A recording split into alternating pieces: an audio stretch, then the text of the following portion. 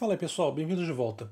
Vamos conversar sobre um ponto que eu vejo confundir bastante gente, às vezes gente até com uma certa experiência eu vejo que se pega enrolado nesse tema, que é números de ponto flutuantes. Tá? E algumas considerações sobre arredondamento.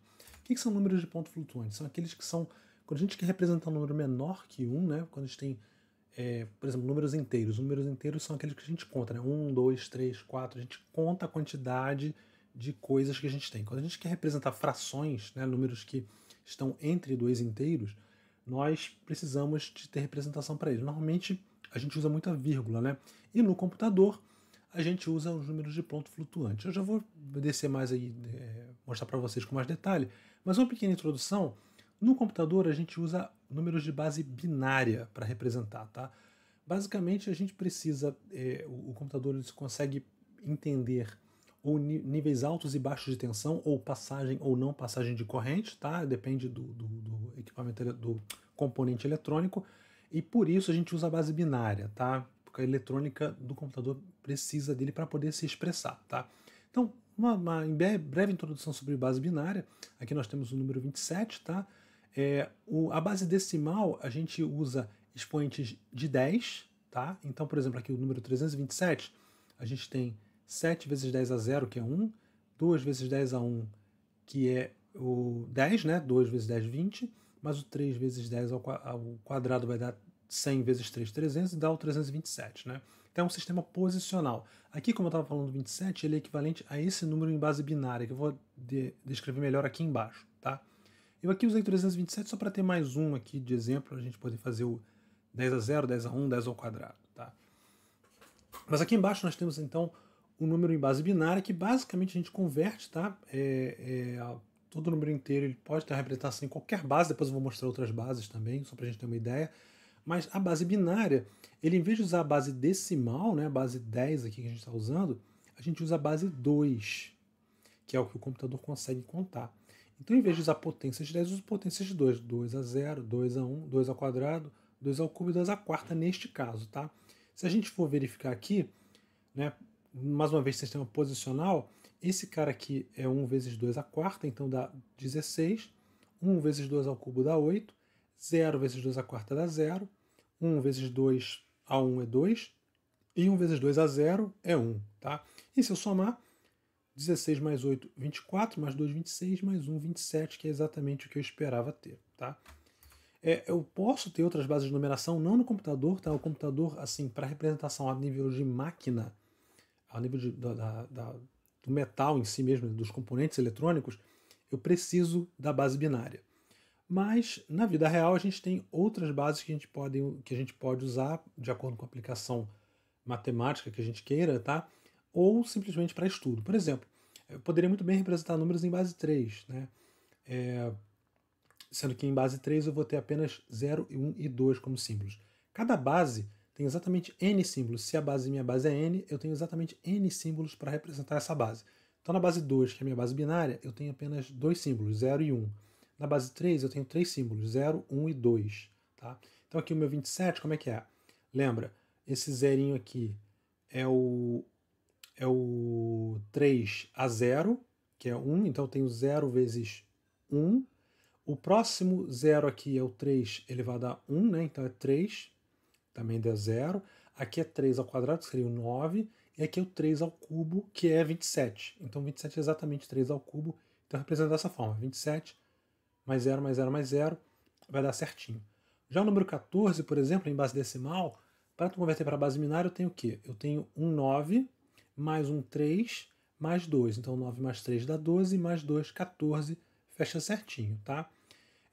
Uma base que é usada em computadores, principalmente no sistema de permissionamento do Linux, né, a base octal, né, a base 8. Por exemplo, o número 27 em base 8 seria 33, que é 3 vezes 8. Opa, passei de. Que seria 3 vezes 8 mais 3 vezes 1, tá? Que seria 24 mais 3, 27. Tá? E o número 14 seria 1 vezes 8 mais 6, que daria exatamente o 14. Tá? Então aqui, mais uma vez, a posição primeira é 8 a 0, aqui é 8 a 1, né? 8 a primeira potência, então 8 a primeira dá 8 vezes 1, enfim, vocês já entenderam, né? Melhor não ficar repetindo muito. Mas aqui eu tenho 7 símbolos, né? Perdão, 8 símbolos, de 0 a 7. É o que a base octal me oferece. Outro número muito usado, e eu coloquei aqui um pouquinho mais de exemplo, né? É a base 16. Tá? A base 16 é muito usada para quando a gente quer representar uma informação binária, mas quer representar de forma compactada, converter de base 2 para base 16 é muito fácil. Tá? Então, ela é uma. Por exemplo, se você trabalha com qualquer programa que lida com cor, as cores normalmente são representadas por 8 dígitos hexadecimais, tá, de base 16, e a conversão deles é da mesma forma. Né? Então, por exemplo, o 27 que a gente tem usado vai ser 16 aqui no primeiro, mais 9, dá o 27. Tá? O 14 vai virar E. Lembra, eu tenho que ter 16 símbolos. Como eu só tenho 10 algarismos, né, eu preciso complementar os outros 6 com letras. Então eu uso de A a F para completar. Então eu vou de 0 a 15. Só que o meu 10, 11, 12, 13, 14, 15 são letras, tá? Então meu 14 é a letra E, tá bom? E, enfim, se você já viu alguma string hexadecimal, você vai ver que tem 0, A, B, 2, 5, sei lá, coisa desse tipo, tá? E tem duas maneiras de representar. Em matemática, normalmente a gente tem esse carinha aqui embaixo, mas quando você vê isso aqui em computador, você vê um 0x e depois o mesmo número que está aqui, né, o 19, você coloca aqui.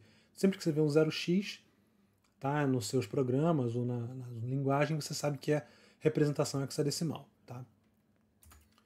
Bom, da mesma forma que a gente pode ter inteiros, a gente pode ter números fracionários. Agora eu vou focar em base 2. Pode ser em qualquer base, mas para nós interessa a base 2. Os números inteiros, né, eles são uma potência positiva, né, 2 a quarta, 2 ao cubo, até 2 a 0. Tá? Então assim a gente representa inteiros. Mas para representar fracionários, a gente usa potências negativas. Da mesma forma como 0,5 em base 10 é 5 vezes 10 a menos 1, tá? Quer dizer, uma potência negativa de 10, e aqui esse caso aqui é um pouquinho mais extenso, né? 0,625 é 6 vezes 10 a menos 1, mais 2 vezes 10 a menos 2, que é 2 sobre 100, e aqui 2 sobre 1000, que é... 5 sobre 1000, que é 5 vezes 10 a menos 3, tá? Então, da mesma forma que eu posso representar isso aqui em base decimal com potências negativas de 10, eu também posso fazer o equivalente em base binária com potências negativas de 2. Então, o 0,5 em base binária corresponde ao 0,1, tá? Que é exatamente 1 vezes 2 a menos 1, que é meio, que é 1 sobre 2. O 0,625 é o quê? É 0,5 mais 0,125, que é 1 oitavo. Então eu vou ter 1 vezes 2 a menos 1, 0 vezes 2 a menos 2 e 1 vezes 2 a menos 3. Aqui embaixo eu faço mais detalhadinho, tá? Então aqui eu repito o primeiro, 0,1 na base 2 é 1 meio, que é igual a 0,5 na base 10, e o 0,101 na base 2 é igual a quê?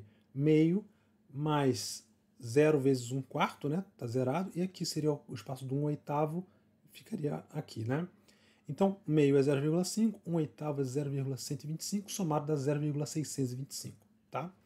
Então, não tem nada de especial aí, é só potências negativas, a gente vai somando, dá um trabalhinho conforme esse número vai ficando aqui, potências muito, esse número vai ficando grande, né? Sei lá, menos 15, menos 16, vai ficando mais difícil fazer a conta em decimal, mas a ideia é a mesma, tá? Só que o computador vai fazer para a gente, então a gente não se preocupa com isso. O que acontece? Mesmo em base 10, a gente tem representações que não são precisas, tá? Por exemplo, se a gente quer computar 2 nonos, a gente não tem uma representação finita para 2 nonos. Ele é 0,22222 e é infinito isso. A gente chama isso de uma dízima periódica, tá? Aqui tem outros exemplos, por exemplo, 25 sobre 99 é 0,25, 25, 25, 25 e vai infinitamente, tá? E outros números também têm dízima. Qualquer número racional, ou seja, a divisão entre dois inteiros, ou vai dar um outro inteiro, ou vai dar um decimal finito, ou vai dar uma dízima periódica, tá? Quando ele não dá periódico, assim, a divisão entre dois inteiros não tem como não dar periódico no pior caso, tá? Mas existem números que são chamados irracionais que não dão periódico, mas esse é outro caso. Mas aqui, por exemplo, 1/7, 1 dividido por 7 vai dar 0,14... Esqueci de colocar a vírgula aqui, mas tudo bem. 142,857 e repete depois 142,857 e fica repetindo esses 6 números para sempre, tá? Então, sempre a razão entre dois inteiros ou é um outro inteiro ou é um número decimal com representação finita, como o 0,5 que a gente viu lá em cima, ou vai dar uma dízima periódica, como está vendo aqui, tá? Beleza. Em base 2 é a mesma coisa, tá?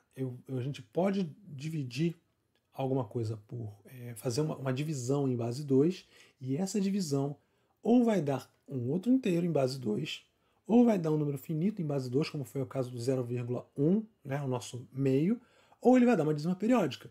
E aqui um exemplo bem clássico é, por exemplo, o 0,1 em base decimal. O 0,1 em base decimal, por mais que pareça um número simples para a gente, que está acostumado, na nossa cabeça funciona em base decimal, ele, quando convertido para a base 2, ele é um número complicadinho. Por quê?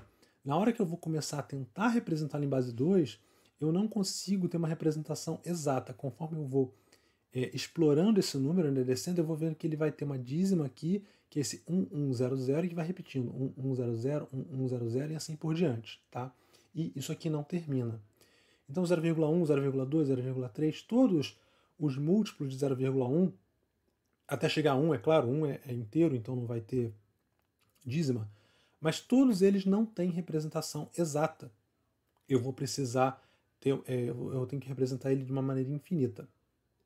E é aqui que mora o problema, tá? Nos nossos programas, tá? Porque quando a gente vai falar dos nossos programas, a gente tem uma questão chamada erro de representação, ou seja, para cada floating point que a gente aloca na memória, ou ele é 32, ou 64, ou 128 bits, tá? Normalmente são esses três comprimentos que a gente usa. Mas porque ele tem esse limite de espaço de alocação, a gente não consegue representar exatamente um número como este aqui, porque ele é infinito. E eu tenho que truncar ele a algum ponto. Na hora que eu trunco esse número, na hora que eu descarto parte do número porque eu não consigo guardar em memória, eu estou introduzindo um erro. E esse erro é que é o problema na hora da gente manipular números de floating point.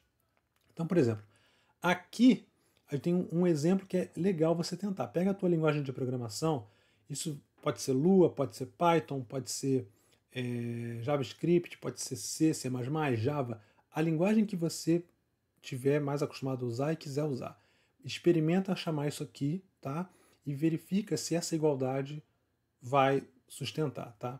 Eu já fiz o teste em algumas e nenhuma delas funcionou. E se funcionar, tem alguma pegadinha aí extra na linguagem, mas assim, todas essas que eu falei, não é esperado que essa soma funcione, tá?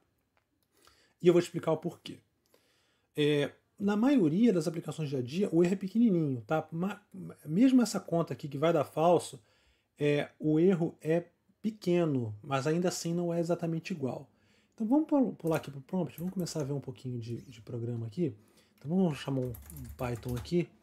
E dentro do Python, vamos fazer exatamente esse exemplo. 0.1, 0.1, mais 0.1, mais 0.1. E vamos comparar se ele é igual a 0.3. Opa. Tá? E dá falso, como esperado, tá? Bom, o que é o 0,1? O 0,1 a gente viu que dá esse número aqui de cima, né? Só que esse número aqui é uma representação que eu estou tentando chegar a menos do número. Vocês vão ver que a representação em floating point é um pouco diferente, porque ela vai dar um número maior. As bibliotecas tentam aproximar por um número que é um pouco mais próximo, mas na hora de truncar, mas por causa disso ele usa um número maior e não um menor. Eu vou mostrar para vocês aqui. Como é que a gente vê o número? Né? Porque se eu tentar fazer o 0.1 aqui na linha de comando, ele vai me retornar o 0.1. E você vai acreditar, puxa, mas não, esse cara é exato. Esse cara não é exato. Só que o Python, ele tá na hora de mostrar o número para a gente, já que a maioria das aplicações não se importa com o errinho que está lá para depois da 10ª casa, é um erro muito pequeno, ele só representa para a gente 0,1 e entende que é o que a gente quer, tá? Só que se a gente melhorar aqui a precisão do que a gente quer mostrar, por exemplo, você dá um print, né? E aqui usar uma f-string, passando o meu número 0.1. Só que agora eu especifico quantos dígitos eu quero, por exemplo, ponto 60f, quer dizer, eu estou pedindo para ele printar com 60 casas decimais, agora eu vejo o número exato que está aqui, tá? E você vê que não é 0.1. Aqui ó, eu começo a ter uns algarismos que eu não esperava ter. E depois aqui acaba a precisão, acho que eu pedi dígitos demais, tá? Mas, para você, esse aqui é o número real. Esse aqui é o número de fato que ele faz, tá? Quando a gente faz essa soma aqui desse 0,1 3 vezes, ele acumula um erro. Então, se eu fizer, tá? Se eu pegar aqui, deixa eu salvar aqui um número, chamar um n igual a 0.1 mais 0.1 mais 0.1, cada um deles vai ter um erro e ele vai ser acumulado, tá? Então eu vou salvar esse n. Já quando eu tentar olhar o 0.3 com essa mesma função aqui, você vê que ele deu abaixo um pouquinho de 0,3, mas também um monte de 9 repetido aqui, bem próximo, e depois esses caras aqui, tá? Então, na hora que eu tentar somar esses caras, que são todos maiores que 0.1, e tentar comparar com um cara que é um pouco menor que 0.3, você vai ver que ele não pode dar igual. Então, n igual a 0 igual a 0.3 mesmo, né? Claro que ele vai dar falso. E eu posso, melhor que isso, eu posso ver a diferença entre esses caras. Então eu posso pegar aqui d igual 0.3 menos n. E se eu printar o d, você está vendo que está me dando aqui um cara bem pequenininho, tá? Ele está representando em base decimal, menos 5,55 vezes 10 a menos 17. É um número bastante pequeno, mas ele existe, ele é maior que zero. Tá? Nesse caso é menor que zero, né? O módulo maior que zero. Então, isso aqui é o que acontece de fato. Por isso essa soma dá errado. Porque eu estou comparando este número aqui, né? Perdão. Eu estou comparando esse número aqui com um número que eu não mostrei, que é o n. Vou mostrar o n aqui para vocês.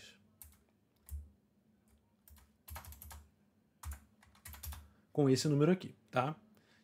Cuja diferença vai dar essa diferença, tá? Beleza. Então, sabemos que quando a gente tem um número floating point, ele está truncado, que a soma vai acumular um erro e que na hora que eu tentar converter esse 0,3 para o número mais próximo, ele vai dar algo diferente, que está aqui, e que o acúmulo de erro vai dar essa diferença aqui e vai me gerar que eles são diferentes na prática. Tá. Mas e aí, Eric? O que a gente faz, né?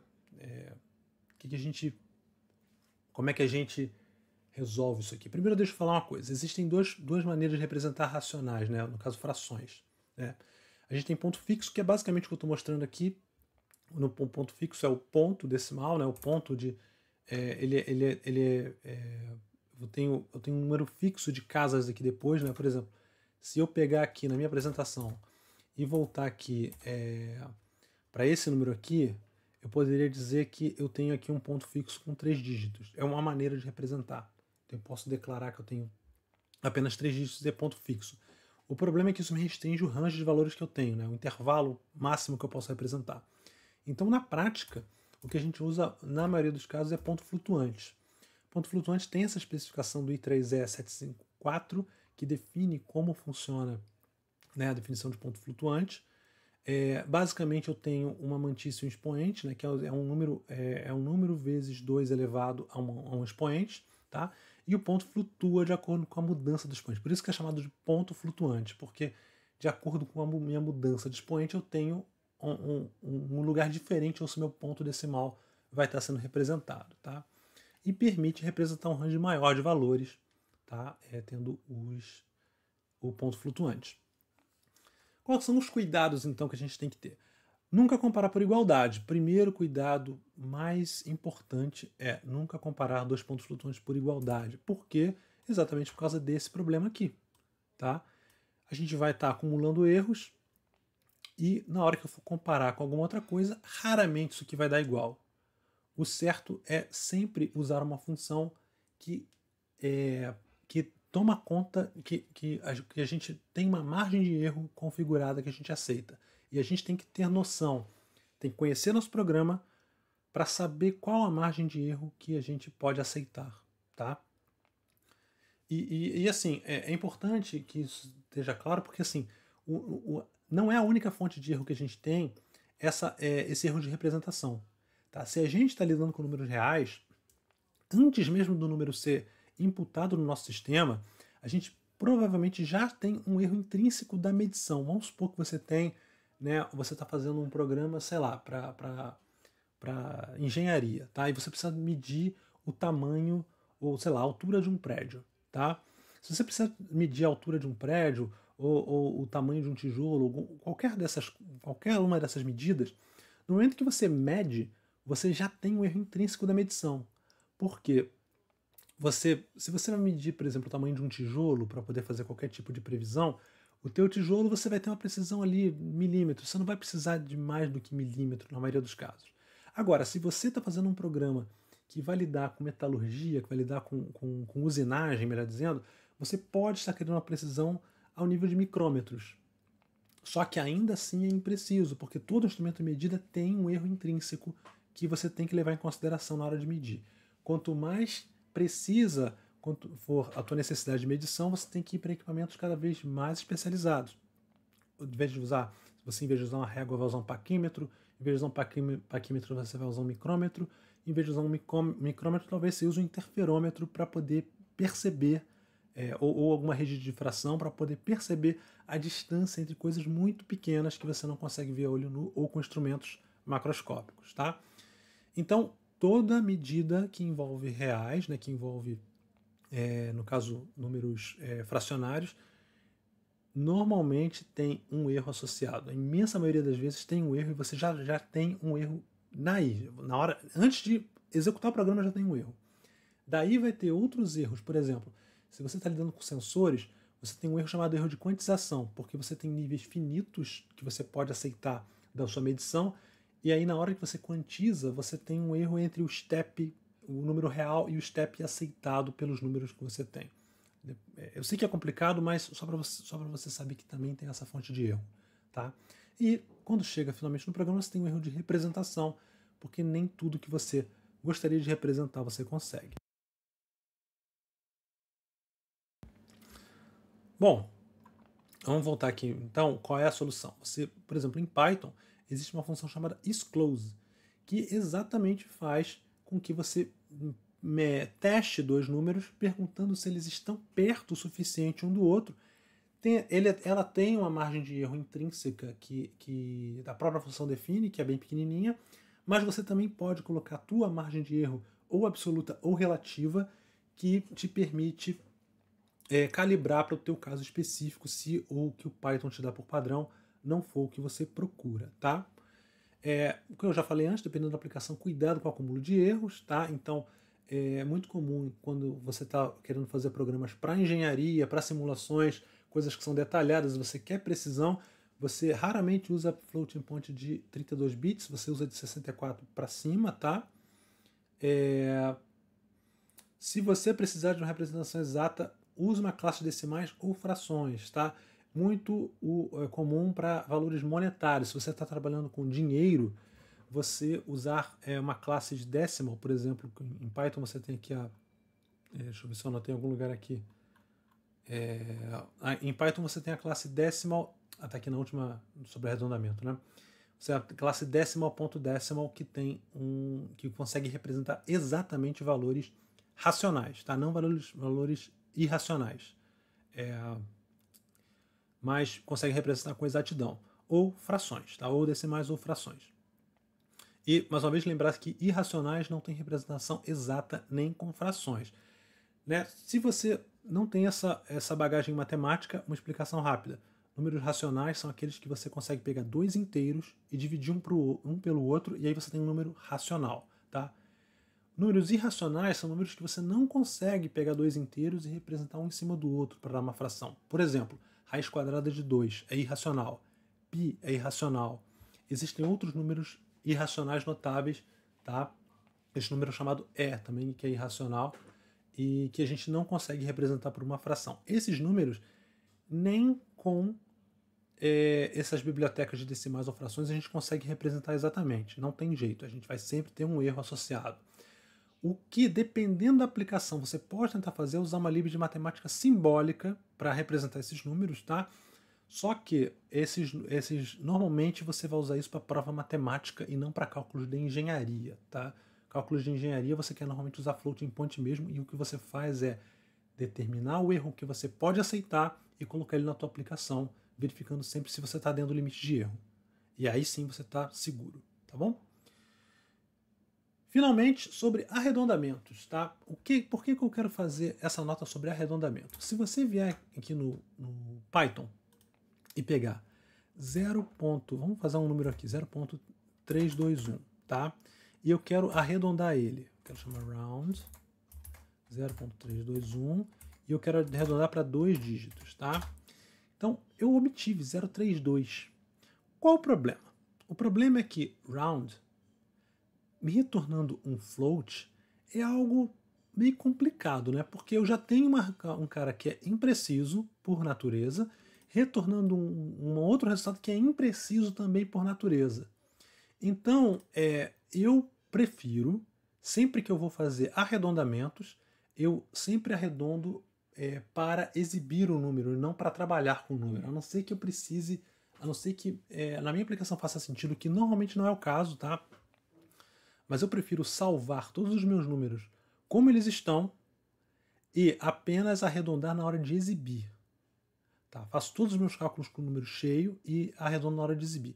Esse número aqui, se a gente for ver aqui, se eu for dar o meu print aqui, né? No meu. Vamos chamar aqui de novo aqui, né? O print, vou chamar o F round 0.321 e vamos passar aqui o formatador, que é o .60f. Não, eu passei. Faltou isso aqui, né? Faltou isso aqui. Isso. Então, olha lá. Opa. Tem algo errado aqui. O que eu errei?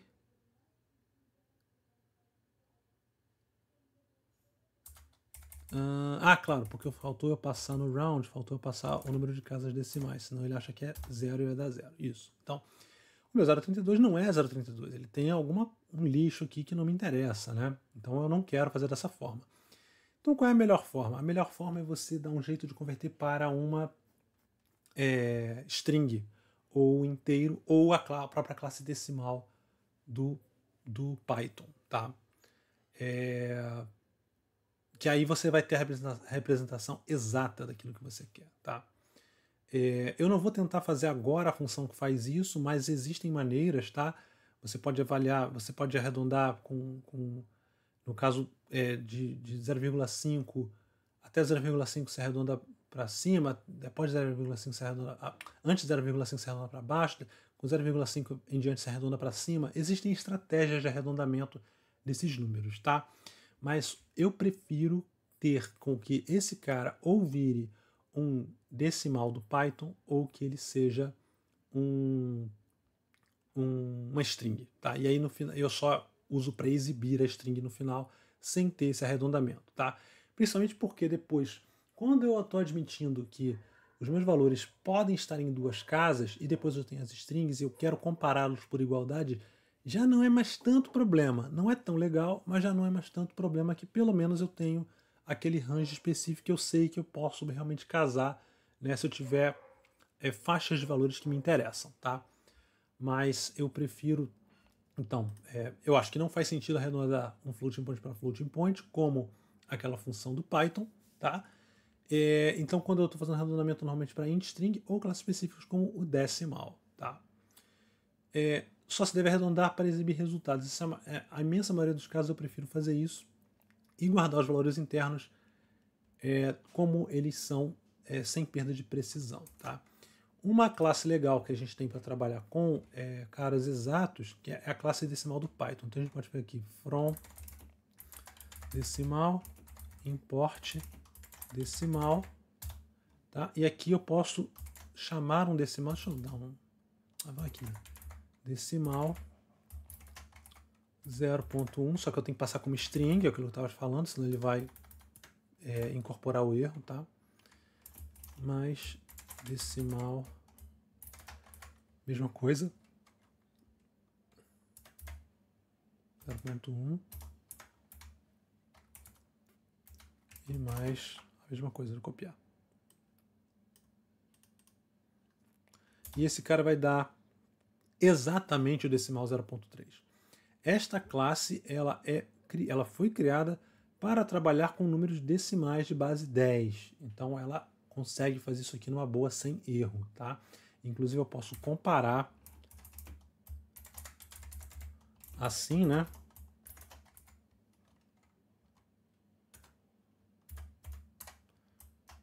Ops, assim. E ele vai dar verdadeiro. Tá bom? Então, pessoal, espero que tenha sido uma boa explicação, que tenha esclarecido, tá? Lembrem sempre, principal dica, nunca comparar floating points por igualdade, tá? Sempre usa uma função exclusive. Vamos mostrar o exclusive, a única coisa que ficou faltando. Então, o que eu posso fazer, por exemplo, é print, né? Eu acho que o exclusive vai funcionar assim, exclusive 0.1 mais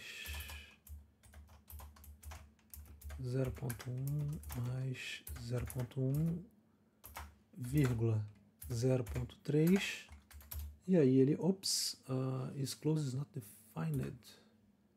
Será que eu tenho que importar math? Vamos lá. From math import is close. Isso. E agora eu consigo. E aí sim, ó, eu passo a minha sominha, passo 0,3 e agora ele aceita como verdadeiro. Tá? Eu posso passar parâmetros com a margem de erro relativa, a margem de erro absoluta. Não precisei porque o próprio padrão do Python já aceita, mas isso aqui é um jeito seguro de fazer essa comparação e vai me dar o resultado que eu espero, tá? Para a maioria dos casos, tá bom? Não para a maioria dos casos, se eu souber usar direito, vai sempre me dar o resultado que eu espero, só tem que tomar cuidado.